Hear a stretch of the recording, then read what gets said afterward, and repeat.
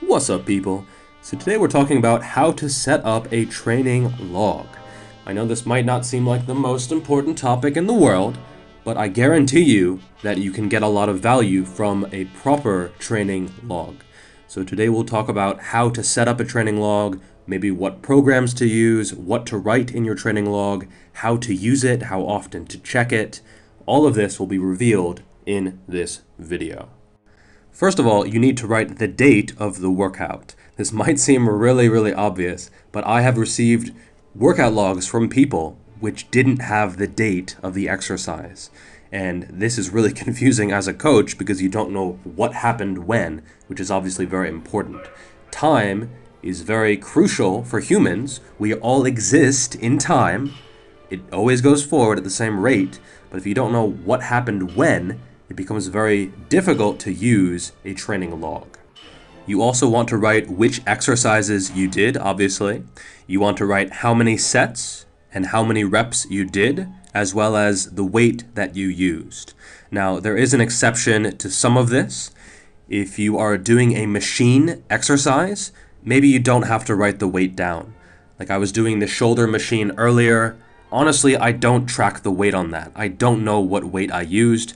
I don't know my personal bests on the shoulder press machine, and I don't care. It doesn't matter. Every machine is a little bit different. If I do 60 kilos on the shoulder press machine, it doesn't mean I'm pressing 60 kilos overhead. And if I go to a new machine, it could be completely different. And this is true of almost every machine, whether it's a leg press or a shoulder press or a chest press or a rowing machine. All of them are loaded a little bit differently. And thus it becomes impossible to really get progressive overload when you switch to a new machine. Therefore, I don't even track the weight. I just go close to failure, I give a good effort, usually in the 10 to 15 rep range. And for me, that's enough. You really don't need to track machines.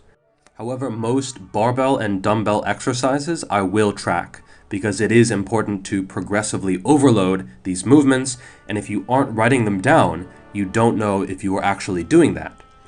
If I ask you, what did you have for lunch last Tuesday? Can you tell me? Probably not. We don't have a very good memory as a species. We just don't. Meals tend to blend together, so do workouts. Even after 2 or 3 days, you probably don't remember a workout, exactly what you did. And after a few weeks or months, it's just gone. You really don't remember anything unless you're some kind of workout savant or something. So my recommendation to you would be to pick 3 to 5 exercises per movement pattern that you really like and you really feel working the muscles and you enjoy doing them and you can do over a consistent long-term basis, and I would track those. You don't need to track a dozen exercises. If you do that, honestly, it's probably counterproductive just because you are trying to focus on too much. So don't do that. I will put on the screen the list of the exercises that I track. This is actually more than most people, but I am a very analytical person. I like tracking more data, and so for me, it's suitable to track more. For most people, you're probably going to want to track just a few exercises per movement pattern. So for the hinge movement pattern, I would suggest tracking sumo deadlift, conventional deadlift, Romanian deadlift, rack pull, back extension, glute bridge or hip thrust, whichever you prefer, and then good morning. For the squat movement pattern, I would track back squat, front squat, box squat, maybe an Anderson squat, Bulgarian split squat for sure, and then maybe lunge as well. For the rowing movement pattern, I would track barbell bent over row, Rubish row, or pendlay row, whichever you prefer, cable row, and then maybe some kind of machine row and one-arm row, and then possibly T-bar row if you enjoy doing those. For the pull movement pattern, I would track pull-ups, pull-downs, standing pullovers, and then maybe a wide grip pull-down. For pushing exercises, I would track close grip bench press, wide grip bench press, incline bench press, reverse grip, dips, and then dumbbell bench press. Those are all really good movements. Something like a TRX fly, it's honestly impossible to track, and it doesn't really matter. You can't hit a PR on TRX flies. It doesn't matter. For pressing movements, I would track overhead press, cloak-off press, push press, and then some kind of dumbbell press. If you are an athlete or an Olympic lifter, I would track those variations as well. Some kind of clean variation, snatch variation, and then also vertical and broad jumps, because I think those are all important for developing power. For curling variations, I would track a normal barbell curl, reverse grip curl, some kind of preacher curl, either dumbbell or barbell, and then maybe some kind of dumbbell curl.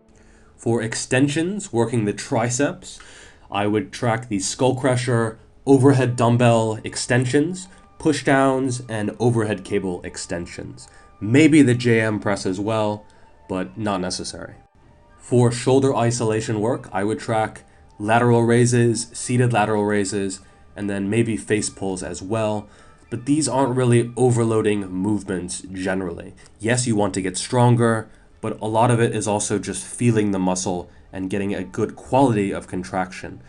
I'm not going to set a PR on this type of movement, on a rear delt raise. It's just not important enough to track. And then stuff like abs and calves. If you track calves, you are a psychopath, my friend. So apart from the date, exercises, sets, reps, and weight, there are some other things that you can consider to record, but they aren't nearly as important. So maybe tracking how you feel, just a few notes on how the workout went, your sleep.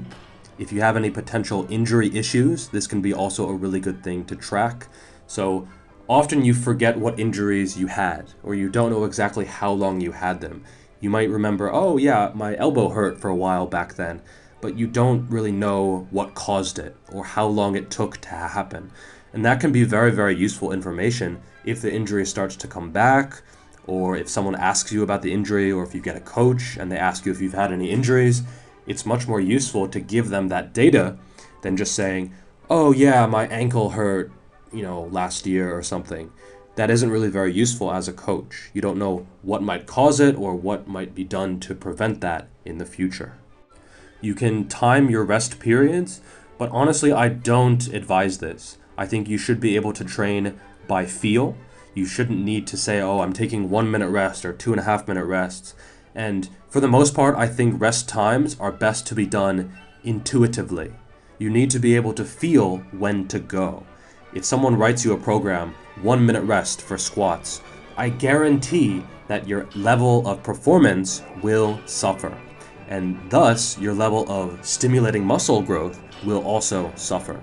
So you really need to take as much recovery as you want within reason, and you have to realize that less recovery is not always better.